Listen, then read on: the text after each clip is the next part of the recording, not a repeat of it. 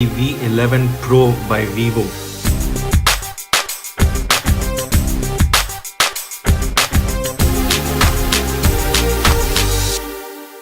Now this is a brand new phone, launches on the 6th of September. We actually don't have the price of this right now, but we do know that it is a mid-range phone, unlike the Vivo Nex, which is a premium 45,000 rupee phone.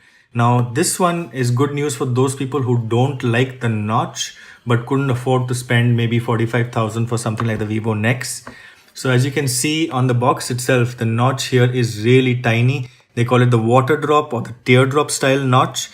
Just the front camera is visible in the notch. All of the other sensors are hidden. There's nothing much else on the box. The price is also scratched out. Here's what it says on the back. Very basic specifications there.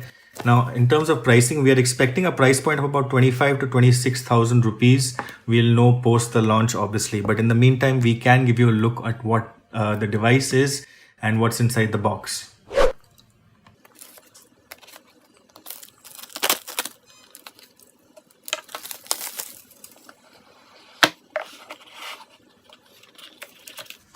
So first up, we seem to have a case here. It's a clear, soft case. Basic protection right from the start. That's good. You got your SIM eject tool here and some basic documentation, the warranty card and the quick start guide.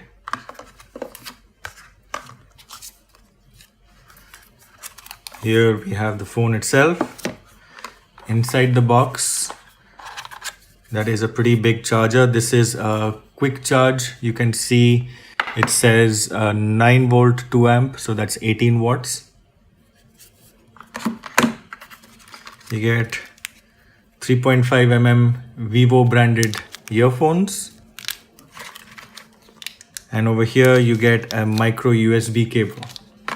So that's as far as the box contents go.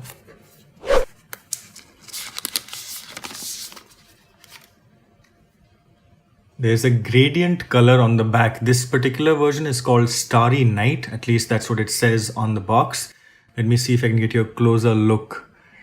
It says designed by Vivo on the back, and there is a blue glittery sort of finish, and it sort of fades out into a deep dark blue almost towards the top. So there's a gradient color. Up front, there is a screen guard already applied, so that's nice. You get that protection right from the start. On the bottom here, there's a 3.5 mm. There's the micro USB, a speaker. Power and volume are on the right side. You got the SIM tray on the left. This is a triple slot tray, so two SIM cards plus a micro SD card. And around the back, here's the dual camera. This is a 12 megapixel primary and a 5 megapixel secondary with AI features, of course. There's an LED flash as well. The front camera is a 25 megapixel. Let's power this on in the meantime. We'll set it up and show you what the notch actually looks like. Straight away, you can see that thanks to the AMOLED screen, you get really deep, dark blacks as well. So we'll just come back to you in a minute after setting this up.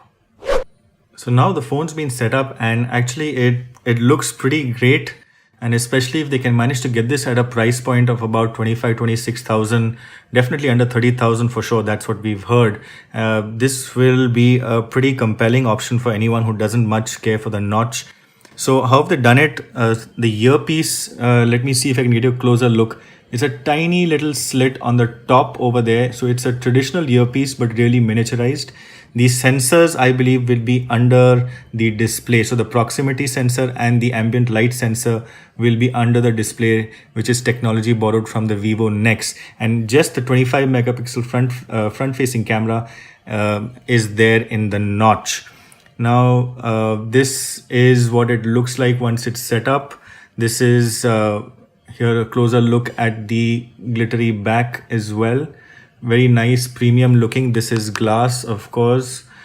Feels quite light in the hand. In terms of specs, it's a Snapdragon 660. So not a flagship grade, but still the 660 is good enough for most people. It's 6 gigs of RAM, 64 GB storage. There's just one version.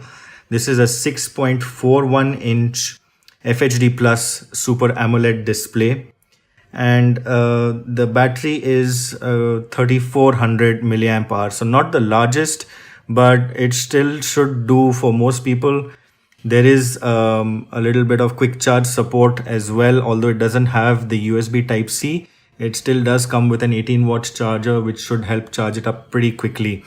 The interface, typical Vivo, there are actually a lot of options: split screen, one hand mode, there is smart motion gestures. You can have, there's a motorbike mode. So a lot of things to configure here. Let me quickly show you what the fingerprint scanner looks like. When the screen's off, thanks to the AMOLED, just this tiny area lights up. That's where the fingerprint sensor is. So place the finger there and it should unlock. Now, again, this being an in-display fingerprint doesn't really work as perfectly as capacitive, but I think we may need to register the fingerprint again. So it's a hit and miss. Maybe it wasn't registered properly. We'll try that again. There is actually face unlock as well. So, and that face unlock is supposed to work in the dark, not because it has IR, but because there's an extra sensitive camera. What else? In terms of bloatware, there are quite a few apps that are pre-installed. We can see PhonePe, Prime Video, WPS, WhatsApp, Facebook, Amazon Shopping, UC Browser, NewsPoint. So quite a few things are, and Vivo's own apps as well are installed. So that is something that may not be to everyone's liking, but it is what it is. This is the FunTouch OS.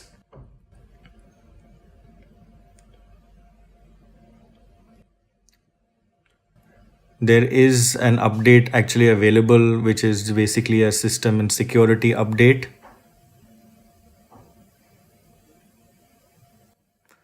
And here you can see that it is actually Android 8.1, 6 GB RAM, 64 GB storage.